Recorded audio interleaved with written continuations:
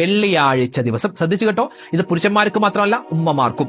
വീട്ടിൽ ഞങ്ങള് ജുമാ നിസ്കരിക്കുന്നില്ലല്ലോ ഉസ്താദെ, വേണ്ട, നിങ്ങൾ വെള്ളിയാഴ്ച ളുഹർ നിസ്കരിക്കുമല്ലോ, ആ ളുഹർ നിസ്കാരത്തിന് ശേഷം 25 പ്രാവശ്യം സൂറത്തുൽ ഖദർ നിങ്ങൾ ഓതിക്കഴിഞ്ഞാൽ കിട്ടുന്ന പ്രതിഫലം കേട്ടോ. മഹത്തുക്കൾ പറയുകയാണ്, 1000 ഹജ്ജ് ചെയ്ത കൂലിയും 1000 പ്രാവശ്യം അള്ളാഹുവിന്റെ മാർഗത്തിൽ ധർമ്മസമരം ജിഹാദ് ചെയ്ത പ്രതിഫലവും അള്ളാഹു കൊടുക്കുന്നതാണ്. സുബ്ഹാനല്ലാഹ്, എന്താ നേട്ടം, എന്താ ഇതിന്റെ പ്രതിഫലം. മാത്രമോ തീർന്നില്ല, വീണ്ടും കാണാം. ആ ജുമുഅ ദിവസം, ആ വെള്ളിയാഴ്ച ദിവസം ലോകത്ത് ആരെല്ലാം ജുമുഅ നിസ്കരിച്ചിട്ടുണ്ടോ ആ ജുമുഅ നിസ്കരിച്ച എല്ലാവരുടെയും കൂലി ഇവനിക്കും കിട്ടുന്നതാണ്.